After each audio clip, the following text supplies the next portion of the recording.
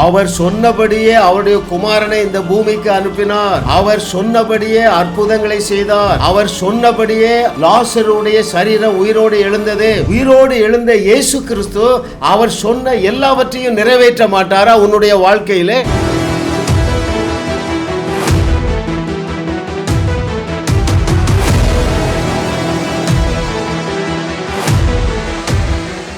தேவன் நமக்கு கிருபையாக தந்த அவருடைய ஞானத்தின் ஆழங்கள் 140 ஈஸ்டர் ஈர்ப்பு என்று சொல்லி 5வது செய்தியை நம்ம தியானிக்க போகிறோம். தேவன் உங்களுக்கு சொல்லி இருக்கிற எல்லாவற்றையும் இந்த ஈஸ்டர் இழுத்து கொண்டு வந்துவிட்டது. அது கர்த்தராலே ஆயிற்று. நம்முடைய கண்களுக்கு ஆச்சரியமா இருக்கிறது. ஆமென். அங்கே மத்தேயு 28:6 நான் உங்களுக்கு வாசிக்கிறேன். இயேசு கிறிஸ்துவை அடக்கம் பண்ணினார்கள். ரைட். அந்த கல்லறைக்கு முன்பதாக அந்த பெரிய கல்லை புரட்டி வைத்தார்கள். ஆனாலும் இயேசு கிறிஸ்து சொன்னபடியே உயிரோடு எழுந்தார். அங்கே 28:6 அவர் இங்கே இல்லை, தாம் சொன்னபடியே உயிர்த்தெழுந்தார். எனவே இந்த உயிர்த்தெழுதல், இந்த ஈஸ்டர் தேவன் சொல்லி இருக்கிற எல்லாவற்றையும் உங்கள் வாழ்க்கையில் இழுத்து கொண்டு வந்துவிடும். அதைத்தான் நம்ம இன்னைக்கு தியானிக்க போகிறோம். பாருங்க, எப்பொழுது சொன்னார் இயேசு கிறிஸ்து? எப்பொழுது நான் உயிரோடு எழும்புவேன் என்று சொன்னார் தெரியுமா? மத்தேயு 16:21 சொல்லுகிறார். பாருங்கள், ஒரு முறை அல்ல, ஒன்றிற்கும் அதிகமான இடத்திலே இயேசு கிறிஸ்து தன்னுடைய உயிர்த்தெழுதலை குறித்து என்ன சொன்னார்? மேத்யூ 16:21.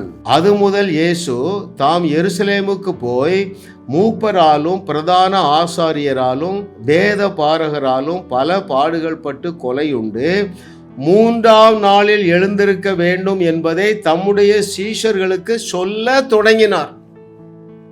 என்ன சொல்ல தொடங்கினார்? அவர் எப்படி மரிப்பார், எப்படி அடக்கம் பண்ணப்படுவார், எப்படி உயிரோடு எழுந்திருப்பார் என்று சொன்னார். அவர் சொன்னபடியே உயிரோடு எழுந்தார். எனவே உங்களை குறித்து என்னென்னலாம் சொல்லியிருக்கிறார் அது உங்கள் வாழ்க்கையிலே நிச்சயமாகவே நிறைவேறும். ஏனென்றால் தமிழிலே ஒரு பழமொழி சொல்லுவாங்க பாருங்க, ஒரு பானை சோறுக்கு ஒரு சோறு பதம். பானை நிறையா சாதம் பொங்கி வச்சுருக்காங்க, எல்லாமே வந்திருக்கான்னு பார்க்க வேண்டியதில்லை. ஒரு ரைஸை எடுத்து இப்படி பிசுக்கி பார்ப்பாங்க பாருங்கள், அது வந்திருந்தால் எல்லாம் வந்துடும். அது போல் இயேசு கிறிஸ்து சொன்னபடியே அவர் உயிரோடு எழுந்ததினாலே அவர் உங்களை குறித்து சொன்ன எல்லாமே நிஜமாயிற்று என்று இன்றைக்கு நீங்கள் விசுவாசிக்க போகிறீங்க. Amen. Oh, thank you Lord for your goodness. அவர் சொன்னபடியே அவர் உயிரோடு எழும்பவில்லை என்று வைத்துக்கொள்ளுங்க. அப்போ நீங்கள் அவர் சொன்ன வார்த்தைகளை நீங்கள் இப்போ தூக்கி ஓரமாக வச்சுருக்கீங்களா? அப்படி வச்சிடலாம். ஆனால் அவர் சொன்னபடியே உயிரோடு எழும்பினாரு. அப்போ அவர் உன்னை குறித்து சொன்ன எல்லாவற்றையும் நீ ஏற்றுக்கொள்ள தயங்க வேண்டிய அவசியம் இல்லையே. அதுதான் என்னுடைய ஆர்கியூமெண்ட். மிகப்பெரிய காரியம் அல்லவா? 3வது நாளிலே இயேசு கிறிஸ்து உயிரோடு எழுந்தது மிகப்பெரிய அற்புதம் அல்லவா? அப்போ அற்புதமாக அவர் உன்னை பற்றி சொன்ன எல்லாவற்றையும் உனக்காக செய்து நிறைவேற்ற மாட்டாரா? That is my question. Amen. அப்போ நீங்கள் என்ன செய்யணும்? இயேசு கிறிஸ்து உன்னை பற்றி சொன்ன சில வசனங்களை நான் உங்களுக்கு சொல்ல போகிறேன். நீங்கள் சீரியஸாக எடுக்க போகிறீங்க. எத்தனை பேர் சீரியஸாக எடுக்க போகிறீங்க? உனக்கு தேவன் சொல்லியிருக்கிற உயர்வு, உனக்கு உன் தேவன் சொல்லியிருக்கிற ஆசீர்வாதங்கள், உனக்கு உன் தேவன் சொல்லியிருக்கிற ஸ்டேட்டஸ். ஆமென். ஹல்லேலூயா. முதலாவது உன்னை பற்றி உன் இயேசு என்ன சொன்னார் என்று சொல்லி யோவான் 14வது அதிகாரம் 12வது வசனத்தில் வாசிக்கட்டுமா? The book of John's Gospel chapter 14 verse 12. மெய்யாகவே மெய்யாகவே நீ வேற சொல்றாருங்க. சத்தியமா சொல்றேன்.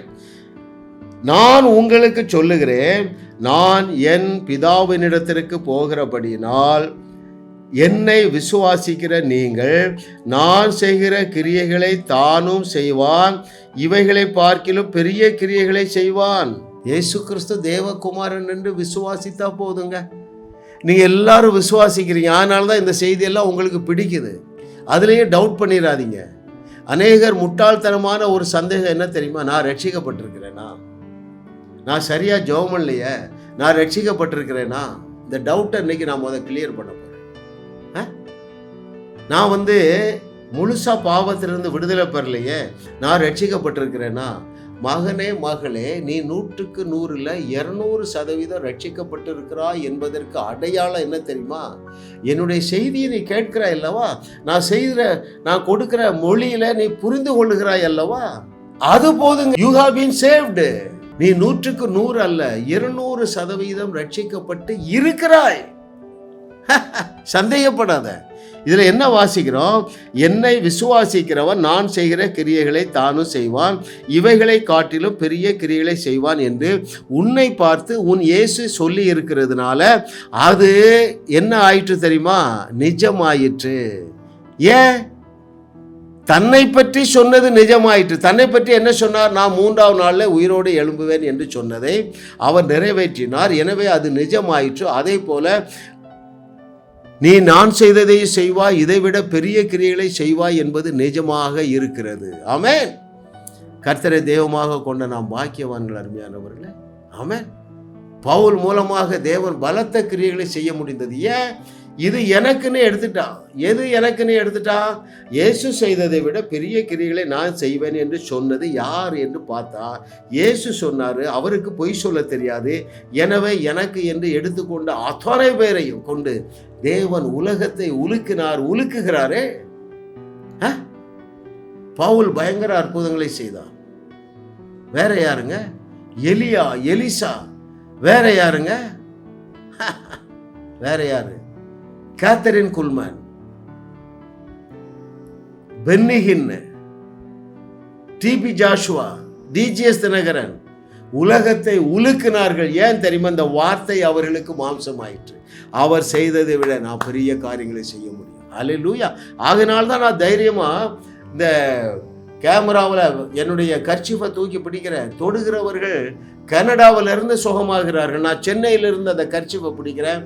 அங்கே அவர்கள் தொட்டு சுகமடைகிறாள். ஏன்? அவர் செய்ததை விட பெரிய கிரியைகளை செய்வீர்கள் என்கிற வார்த்தை எனக்கு மாம்சமாக மாறிவிட்டது. அருமையானவர்களே, இன்றைக்கு உங்களுக்கு அந்த வார்த்தை மாம்சமாக மாறுகிறது.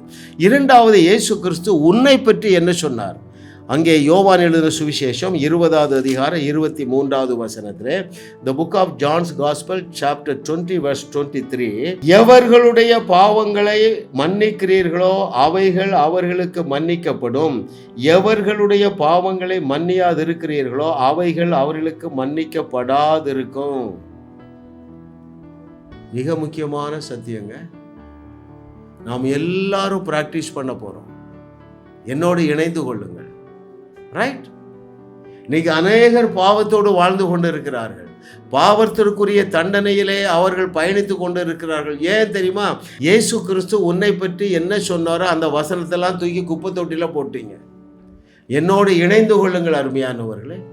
உங்களுக்கு ஒரு கேள்வி வரலாம், இயேசுவின் நாமத்தினால தலைவலியே போனா போயிருதியா? அது எங்களுக்கு தெரியுது. பாவத்தை எப்படி மன்னிக்கிறது? அருமையானவர்களே, இயேசு தானே நமக்கு கம்ப்ளீட் மாடல்.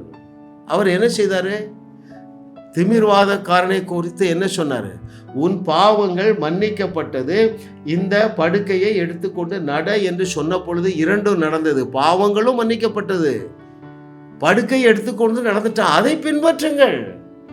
நீங்க ஒரு நபருக்காக ஜெபிக்க போறீங்க, அற்புதம் செய்ய போறீங்க, கேன்சர்ல இருந்து வியாதிக்காக விரட்டுவதற்கு போறீங்க.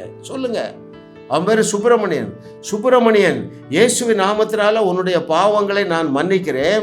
இரண்டாவது, இயேசுவின் நாமத்தினால உன்னுடைய கேன்சர் வியாதி இப்பொழுதே சுகமாகிறது, அந்த கேன்சர் கடைசி வைரஸும் அழிந்து போயிட்டு என்று சொல்லுங்க. எப்படி நாம் சொல்லும் பொழுது வியாதி நீங்குகிறதோ அதே போல நாம் சொல்லும் பொழுது என்ன நீங்குகிறது? பாவம் நீங்குகிறது. ஹல்லேலூயா. ஓ, வாட் எ லவ்விங் டாடி. அதனால தான் நான் அடிக்கடி சொல்றேன். என்ன சொல்லி மோசையை அனுப்புறா? மோசே, தைரியமா தில்லா போப்பா, நீ யாராக இருக்கிறார்? பார்வோனுக்கு நீ தேவனாக இருக்கிறாய். உன்னை பார்த்து என்ன சொன்னாரு? நீங்கள் தேவர்களாக இருக்கிறீர்கள். ஹல்லேலூயா. ஐயா, அவர் சொன்னபடியே ஆயிற்று. என்னது? அவர் சொன்னபடியே ஆயிற்று.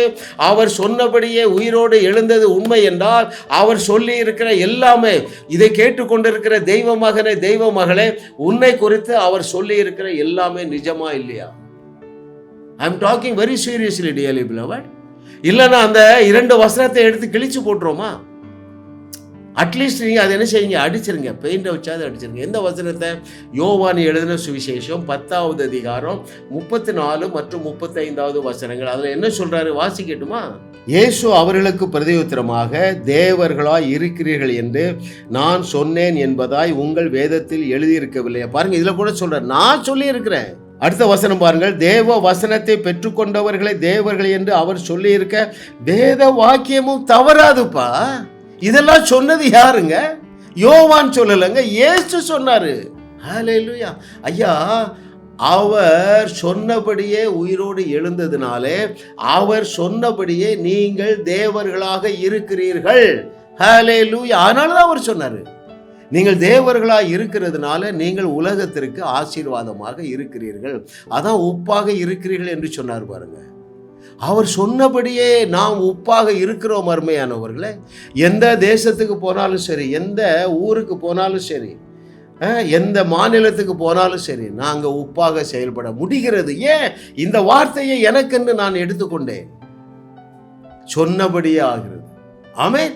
ஹல்லேலூயா. ஐயா, ஈஸ்டர் ஈர்ப்புல 5வது ஈர்ப்பு என்னவென்றால், நீ சொன்னபடியே ஆகும். ஹல்லேலூயா. இயேசு இன்னும் உன்னை பற்றி என்ன சொன்னார்? நீதான்ப்பா உலகத்துக்கு வழிகாட்டின்ட்டாருங்க. ஆமா, நான் எனக்குன்னு எடுத்துட்டேன். வெளிப்பாடு வந்துட்டே இருக்கு. சுமார் 25 தேசங்களுக்கு நான் ஆசீர்வாதமாக இருக்கிறேன், வழிகாட்டியாக இருக்கிறேன். ஆஸ்திரேலியாவிலிருந்து கூப்பிடுறாங்க, ஐயா, உங்க செய்தி கேட்ட பிறகு நான் தைரியமாக வியாதியஸ்தர்கள் மேல் கையை வைக்கிறேன், அவர்கள் சுகமடைகிறார்கள். அந்த வெளிச்சத்தை கொடுக்கக்கூடிய, உலகத்திற்கு வெளிச்சத்தை கொடுக்கக்கூடிய நபராக தேவன் உன்னை என்னோடு இணைத்திருக்கிறார். அருமையான மகனே, மகளே, இயேசு கிறிஸ்து சொன்னபடியே அவர் உயிரோடு எழுந்ததினாலே, இயேசு கிறிஸ்து உன்னை பார்த்து சொன்னபடியே உலகத்திற்கு நீ உப்பாக இருக்கிறாய், உலகத்திற்கு நீ வெளிச்சமாய் இருக்கிறாய். ஜாஸ் மினிஸ்ட்ரி செய்திகள் மூலமாக நீங்கள் ஆசீர்வதிக்கப்பட்டிருக்கிறீர்கள். நீங்கள் இந்த ஊழியத்தோடு கைகோர்க்கும்படியாக உங்களை அழைக்கிறோம். நீங்கள் காணிக்கை விதைக்கக்கூடிய நல்ல நிலமாக ஜாஸ் மினிஸ்ட்ரிஸ் இருக்கிறது. விசுவாசத்தோடு உற்சாகமாக பெருக விதையுங்கள். தேவன் உங்களை 1000 மடங்கு பெருக செய்வார்.